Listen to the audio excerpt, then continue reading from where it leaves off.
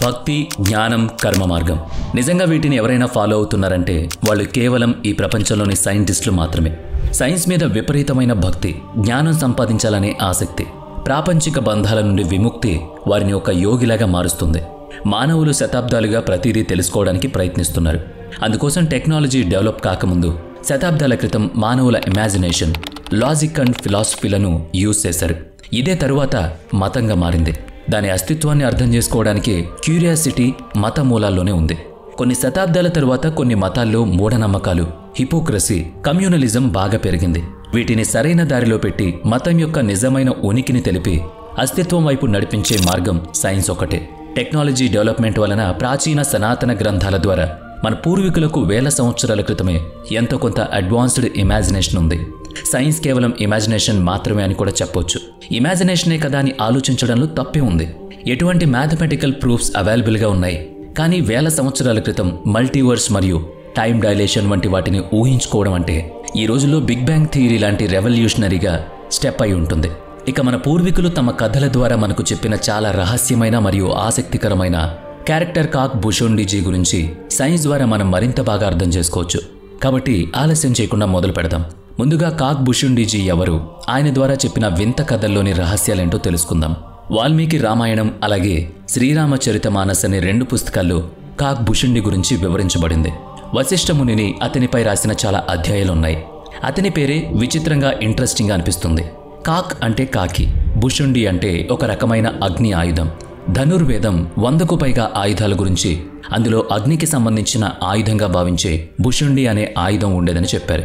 కాక్ బుషుండిజీ ఎప్పుడూ కాకి రూపంలో ఉండేవారు కాదు. ముందుగా అతను కాకిగా మారడం, అదే రూపంలో ఉండడం వెనుక ఉన్న కథ ఏంటో తెలుసుకుందాం. కాక్ బుషుండిజీ శివుని భక్తుడు. పరమశివుని భక్తిలో మునిగి తేలిన అతడికి మరే ఇతర దేవతలతోనూ సంబంధం ఉండేది కాదు. అతను పూర్తిగా శివుని భక్తిలో నిమగ్నమై ఉండేవాడు.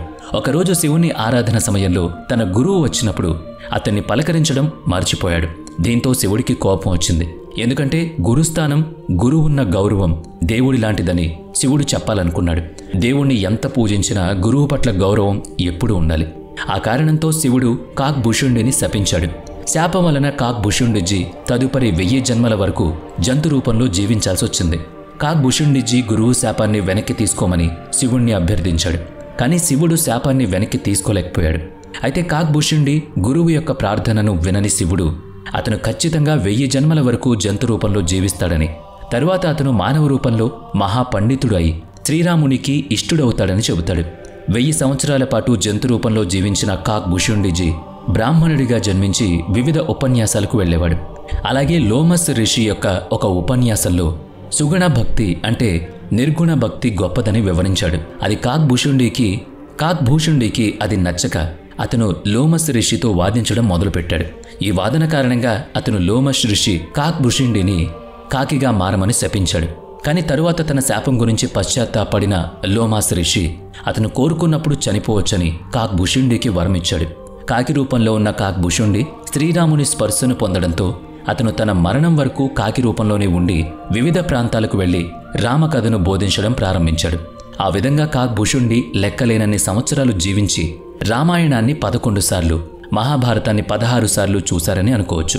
అయితే ప్రతిసారి వాటిలోని సంఘటన ఫలితాలు వేరుగా ఉండడంతో కాక్ బుషుండి కథలన్నీ చాలా ఇంట్రెస్టింగ్గా ఉండేవి. యోగ వశిష్ఠలు ఎక్కువగా ఉన్న ఈ కథలు మన మోడర్న్ సైన్స్ పర్ఫెక్షన్తో చదివి అర్థం చేసుకుంటే మనకు చాలా మోడర్న్ థియరీస్ అంటే time dilation, multiverse, quantum physics మొదలైనవి తెలుస్తాయి.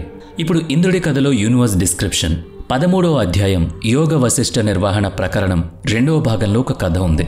ఇక్కడ కాక్ బుషుండి ఇంద్రుని కథను విద్యాధర్ అనే వ్యక్తికి వివరించాడు. గీతా ప్రెస్ పబ్లికేషన్ యొక్క వశిష్ఠ బుక్ మీ దగ్గర ఉంటే ఈ స్టోరీ 463వ పేజీలో చదవచ్చు.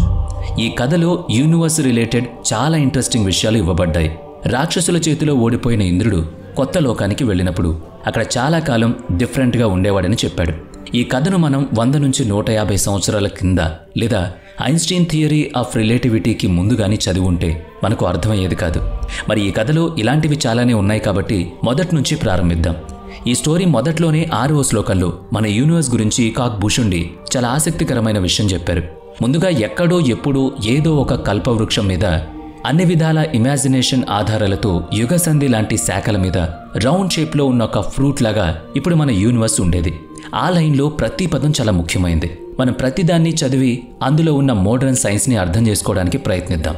కాబట్టి అన్నిటిలో మొదటిది ఎప్పుడో ఎక్కడో ఏదో ఒక వృక్షం మీద ఈ యూనివర్స్ సృష్టించబడిందని, ఆ ప్రదేశం ఏంటో మనకు తెలియదు అనడానికి ఇది ఒక రుజువు అని చెప్పబడింది. దీని అర్థం మనకు తెలియదు, కానీ యూనివర్స్ ఎక్కడ ఏ టైంలో ఏర్పడిందో మనం తెలుసుకోవచ్చు. కానీ టైమ్ అండ్ స్పేస్ అబ్సల్యూట్ కానందున ఇవి ఫ్రేమ్ ఆఫ్ డిఫరెన్స్ మీద ఆధారపడి ఉంటాయి. అందుకే ఎక్కడ ఎప్పుడు అన్నది ఫ్రేమ్ ఆఫ్ రిఫరెన్స్ పై ఆధారపడి ఉంటుందని కాక్ బుషుండి చెప్పారు.